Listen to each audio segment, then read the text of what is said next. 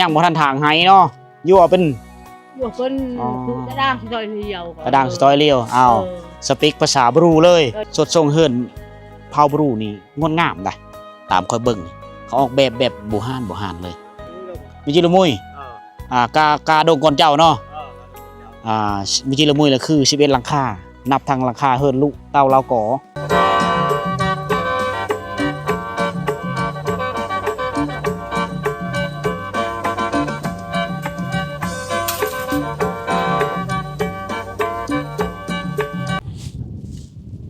สบายดีทุกคนสบายดี FC ทุกท่านที่กำลังติดตามนะครับสมนะ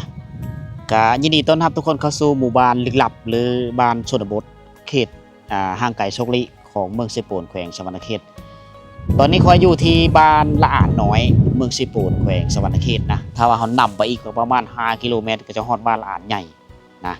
คุ้มน้อยคุ้มใหญ่นะวิดีโอก่อนก็เป็นบ้านลึกลับบ้านน้อยบ้านพร่องนะก็เป็นอีกบ้านหนึ่งบ้านนั้นมีเพียงแต่4หลังคาเฮือนนะถ้าว่านับเอาทั้งหลังคาเฮือนลุเฮือนเต้าก็จะฮอด6หลังคาบ้านนี้ก็ประมาณ4-5หลังคาเฮือนเดี๋ยวเราไปเบิ่งนำกันว่ามันมีจักหลังคาเฮือนทุกคนหมู่บ้านนี้ก็จัดอยู่ในประเภทที่ว่าบ้านห่างไกลโซลิบ้านผู้ดอยนะชนบทจอมดอยทุกคนเห็นนะอันนี้เราเคิดว่าเขามีสาลีพร้อมจอมดอยก็พออยู่ อยู่นี่เลี้ยงสัตว์ทุกคนมีเนื้อที่เลี้ยงสัตว์หลายนะเนื้อที่ทำการผลิตของเขากันเลอเฟอร์อิงตามเฮือแห้งเอาเฮ็ดได้นะไปเอาไปเบิ่งน้ำกันว่าเขาเจ้าอยู่กินกันได้เลยนะมื้อนี้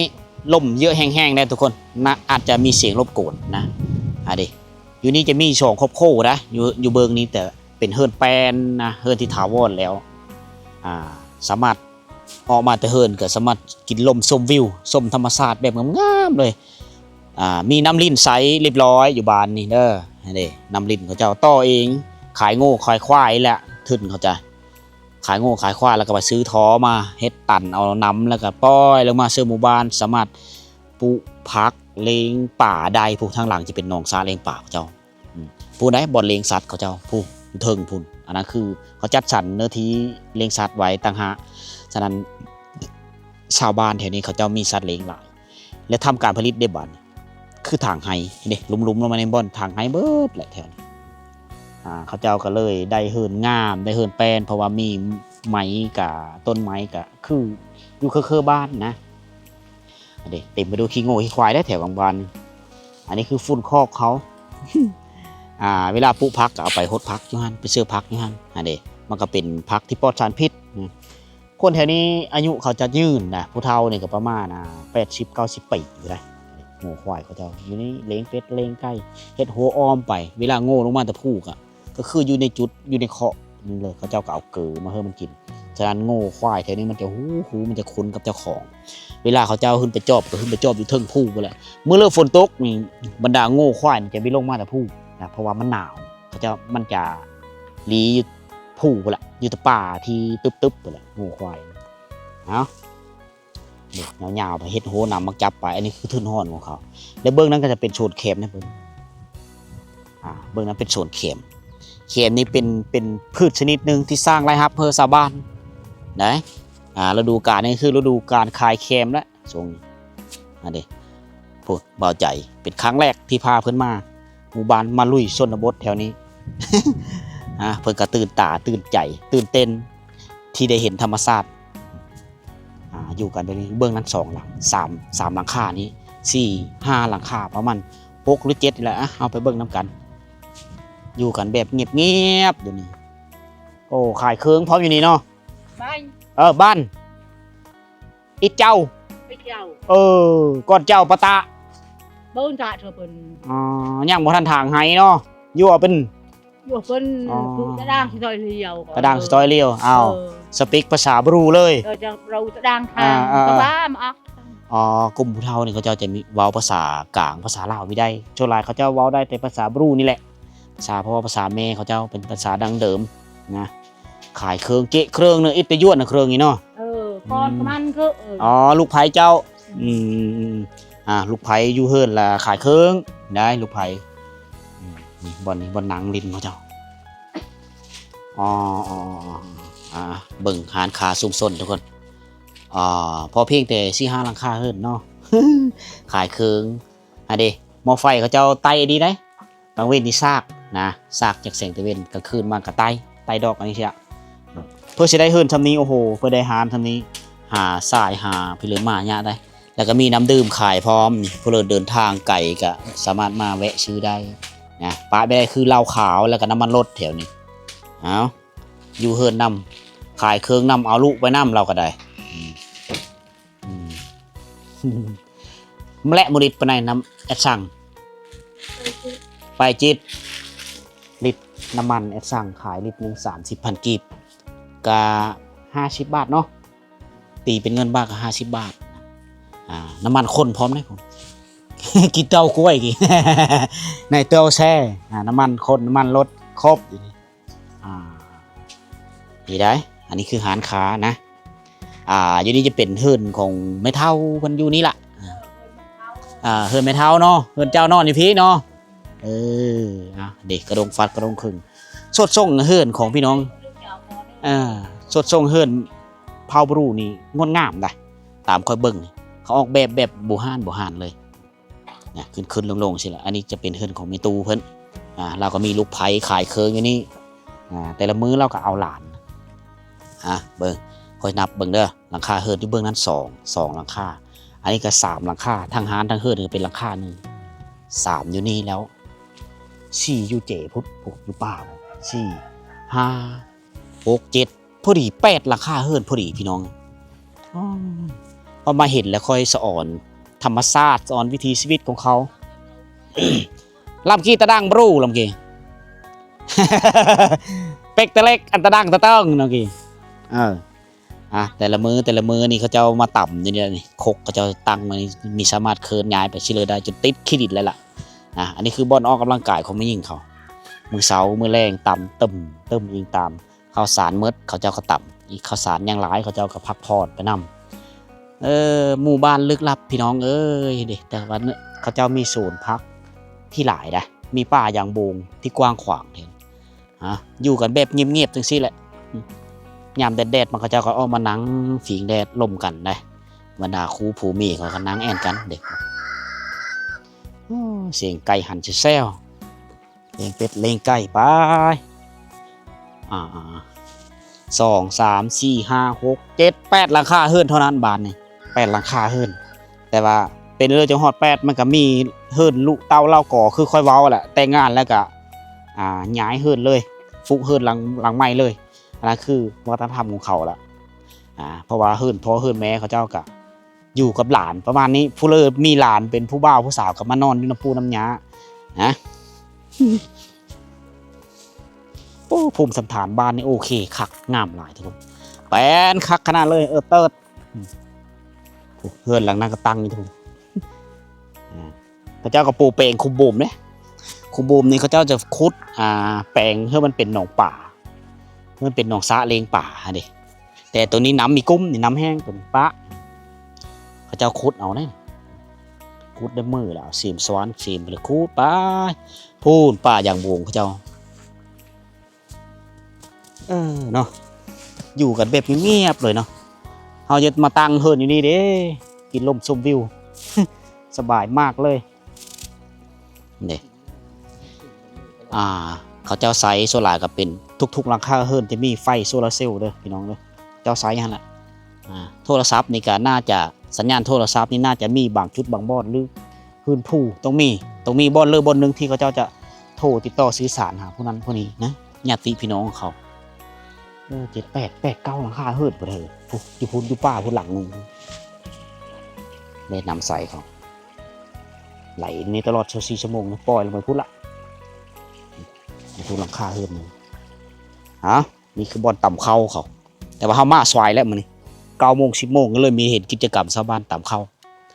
เฮิรนหลังนั้นเห็ดไม่เลยน่าจะคูผูเม่ไม่แล้วกับอันนี้เฮิรนพอเฮิรนแม่ก็น่าจะเป็นหลังนี้เฮิรนกกเขาเราก่อน่าจะเป็นหลังนี้แหละ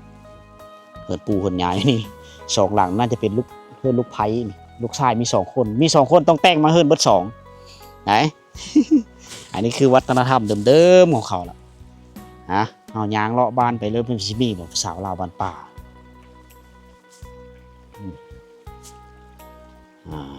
ไหนเสียงน้ำดินไหลจะรอกอยู่กันแบบนี้สบายเลยเงียบๆเลยมีเสียงตู้มีเสียงเพลงพอได้ยินแต่เสียงไก่หันอันนี้ไฟเขาไฟโซลาร์เซลล์เขาหน้าบ้านแป่นมิดเต็มกันหลายก็คือขี้เบ้นี่ก็เอาไปซื้อพักมันชวนแกอ๋อคักเนาะบ้านงามเนาะ อยู่กันแบบสบายเลยบ่มีไฟฟ้ามีไฟฟ้าเนาะตัวนี้นี่ ไฟกันนั่น อ๋อหม้อไฟเสริมแต่ว่าคันมีไฟซากได้เนาะ ได้ อ๋อยังได้สายอยู่พูดแล้วบ่อนเลี้ยงควายเนาะปล่อยขึ้นพูดเลยมั้ง นี่ อ๋อปล่อยขึ้นตัวนี้อ๋อฮอนยามกลางตอนเช้ามันลงมาเองเลยอันแซงเบอร์มันจ้าบ่อยเนาะลงมากินเกลือได้ นี่เลยอันตะเบิดยางมาอยากกี่ เบิ้ล มันบ่ไปได้มัน ไป หก แล้วนั่นตัวนั้นผู้นี่ ดูบ้านกักเรียบ มันเป็นผู้หินปูนเนี่ยอยู่ผู้หินปูนหินน้ำนอกคันกลางเลยมันไปไม่ได้แล้วซ้ำหูคือกันยามเสาร์มันจะลงมาเมื่อเริ่มมันแดดมันลงไปคักนะอยู่กันสิดงกะ ไปไล่ได้ นายตื่นตื่นไหน ไหน ชิลมุ้ยลง มิจิละมุยกาดงก่อนเจ้าเนาะมิจิละมุยละคือ11หลังคานับทางหลังคาเฮิรนลูกเต้าเราก่อเฮิรนพ่อเฮิรนแม่ 11หลังคาเฮิรนก็อยู่กันแบบสบายเลยอาชีพหลักของเขาคือเฮ็ดไห้ปลูกข้าวเลี้ยงสัตว์ไปนำนี่ลุงบอกเขาเจ้าสร้างนะครับขายโง่ขายควายแล้วก็ซื้อเฮ็ดโซนปลูกยางโบงอันนี้คือไอเดียของเขาเจ้าเจ้าดำรงชีวิตเอาชีวิตรอดย้อนเขาเจ้ามีสัตว์เลี้ยงหลายแล้วก็มีคือเขาเอาแหละเฮ็ดไห้นี่มีต่ำกว่า100กระสอบต่อปีนะมีรถจักรมีรถไถนะรถไถก็เอาเฮามาฮอดนี้แล้วก็คือยุดอยู่นี่เลยมีสามารถเคลื่อนย้ายออกไปได้ดิมีห้องสีน้อยติดตั้งใช้รถไถได้เหินหลังเฮ็ดอยู่เฮ็ดกินแบบนี้ล่ะนี่ดอกไฟโซลาร์เซลล์มีทุกหลังคาเฮือน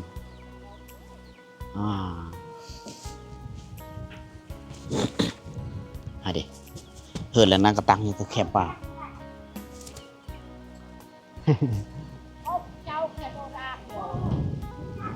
อ๋อเฮ็ดหยังอันนี้แม่จี้อ๋อหาเห่าเนาะจังสีได้กิจกรรมเนี่ยว่างๆที่ว่ามันหนาวมันหนาวสะแงดและแห้งพวกและแม่จี้เลยมันหนาวฝีกแดดแล้วก็ต้องได้หาเห่าไปนำนะวิธีชีวิตของแม่หญิงนี่นะ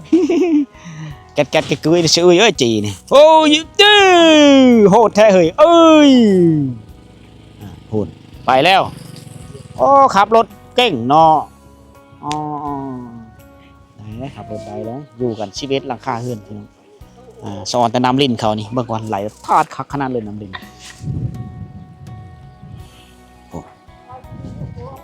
แล้วกี่รุ้ยป้องบ่ไรนาวอ๋อโลกมันต้นปูมันต้นขายกันได้อยู่พี่เลยเขาเจ้าโลกมันต้นอยู่คนนี้ ตาจ่าแวดเจ้าอ๋อต่ำเข้าผู้บางคนก็เลี้ยงรุ่นน้อยนี่เขาเจ้าก็ต่ำเข้ามาแล้วก็ต่ำแล้วก็ไปเฮ็ดข้าวเป๊ะไปต้มเข้าให้ลูกสอนแต่น้ำลิ้นแหละพี่น้องอยู่กันแบบนี้ได้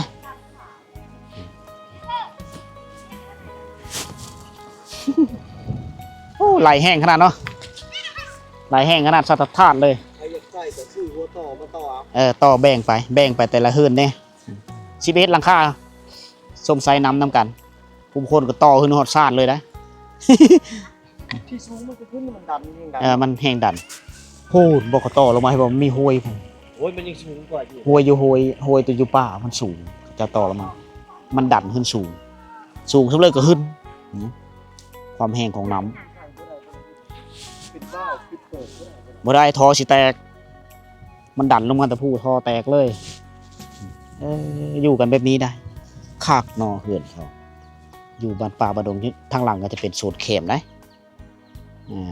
ปลูกต้นไม้กินมะคือมะม่วงแต่ตัวนี้เนี่ยเขาเจ้าขายมะมันเขาเจ้าเอามาเฮ็ดละโขนี่ปู่ย่าครับภาษาเขาเอิ้นว่าปลาไหลเจ้าปลาไหลเจ้านี่ขายมะมันเขาเอาไปเฮ็ดน้ำมันขายเอาเวียดนามนั่นนี่คักอยู่กันแบบเงียบๆอันนี้คือบ้านละอ่านน้อยเด้อบ้านละอ่านน้อยบ้านละอ่านเมืองเสโปนแขวงสวรรณเขตห่างไกลจากตัวเมืองนะก็ประมาณเกือบ100 ลักได้มาฮอดนี้นะเส้นทางมันโค้งทุกคนเกือบเป็นวงมนเลยล่ะโอเคทุกคนเลยอันนี้คือเขาเอิ้นว่าบ้านละอ่านน้อยนะห่างจากบ้านละอ่านใหญ่มานี่ก็ประมาณ3 หรือ 4 ลักประมาณนี้ได้เขาเจ้าอยู่กันนี่นับทั้งเฮิรนลูกเตาเราก่อนี่เฮิรนหลังน้อยๆนี่เฮิรนลูกเพอลูกเขยนี่ก็11 หลังคาทุกคนถ้าว่านับจุ่มๆเลยก็ประมาณ6เพราะว่าแต่ละหลังจะมีเฮิรนลูกติดเคอกันนะอันนี้เป็นหมู่บ้านละอ่านน้อยนี่จะมีชนเผ่าบรูตรีเลยที่มาดำรงชีวิตอยู่ในตั้งถิ่นฐานภูมิลำเนาอยู่ในมาหลายฟ้าหลายปีแหละน่ากาจะประมาณ20-30 ปีเนี่ย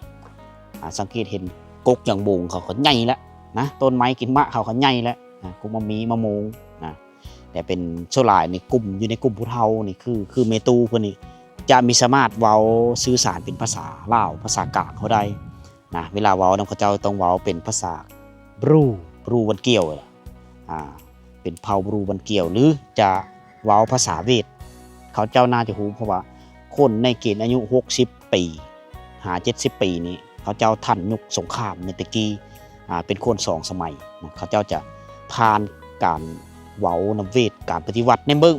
มื่อก่อนนี่จะเป็นหึ่งกับเวทแถวนี้นะตกมาฮอดปี1979นี่เขาเจ้าแบ่งปันเขตแดนใหม่และเบิ่งนี้จะกลายเป็นตกอยู่ในการคุ้มครองของสปป.ลาวเฮาก็เลยยูพิก็เป็นตัดมาเป็นสัญชาติลาวเฮาในปัจจุบันก็เลยได้เว้าได้แต่ภาษากลางภาษาบรูภาษาท้องถิ่นของเขาแล้วนะและกลุ่มเล็กน้อยนี่ก็ในเกณฑ์อายุ60 ปีนี่ก็จะย้างไปเฮาเห็นอยู่บ้านละอ่านใหญ่ทุกคนมีโรงเรียนแห่งหนึ่งอยู่ในบ้านขอบเขตบริเวณนี้3 หมู่บ้านนะบ้านพร่องแล้วก็บ้านละอ่านน้อยบ้านละอ่านใหญ่โฮมเฮากัน3 คุ้มนี่จะเป็นบ้านหนึ่งนะมีพ่อบ้านมีกะจำเรียบร้อยแต่ว่าห่างกันนี่ก็บ้าน4-5 หลักนะเขาเจ้าจะย่างไปเด็กน้อยนี่ก็ตื่นมื้อเช้ามากะพายเอาเข้าสติปแล้วก็ย่างไปโรงเรียนนี่พุ่นนะอันนี้คือการระบบการศึกษาอยู่ในเขตชนบทแล้วก็มีครูสอนผู้เดียวพร้อมนี่น่าจะเป็นครูไทยทุกคนปีก่อนๆนะก็แม่บุญธรรมคอยฝากเงินมาเติมน้ำมันรถนะแต่ว่ามื้อนี้มีฮู้ว่าเราสิอยู่โรงเรียนหรือบ่หรืออยู่บ้านหลานใหญ่หรือบ่นะอันนี้ก็คือทุกคนได้เห็นละการเอาชีวิตรอดการอยู่แบบนี้แหละเขาจะไม่ได้ดิ้นรนนำเศรษฐกิจทุกคนมีร้านค้าหลังเดียวอยู่นี่ขายเครื่องอยู่ขายเครื่องอุปโภคบริโภคจะเป็นน้ำมันรถจะเป็นเหล้าประมาณเพราะว่าเหล้านี่ก็ขายเป็นเรื่องจะเอามาขายเพราะว่าประเพณีของเขานะมีการจำผีมีเยาแค่คนมากเขาจะก็เอามาหับแค่มันเป็นวัฒนธรรมของเขาแต่ที่เริ่มมาแล้วนะก็ต้องมีการกินเหล้ามีการต้มน้ำซ่าสู่การกินเฮ็ดอยู่เฮ็ดกินนะถ้าว่าเป็นเคยเป็นกระยาเนี่ยมาเนี่ยก็ต้องมีการต้มเป็ดต้มไก่สู่การกินมันเป็นเรื่องธรรมดาของเขาเจ้านะบัดนี้พวกเขาก็สิได้เดินทางต่อไปสำหรับวิดีโอนี้ขอโจะอยู่ที่บ้านละอ่านน้อยเมืองเสปูนแขวงสวรรณเขตทุกคนก็กดจากกันไปก็อย่าลืมเข้าไปกดไลค์กดแชร์กดติดตาม2 ช่องเบาใจแชนแนลแล้วก็พอสีหอมนะมัก2เลยเอาไปเบิ่งทุกคนเลยผจญภัยน้ำกันพบกันไหมในวิดีโอต่อไปเด้อ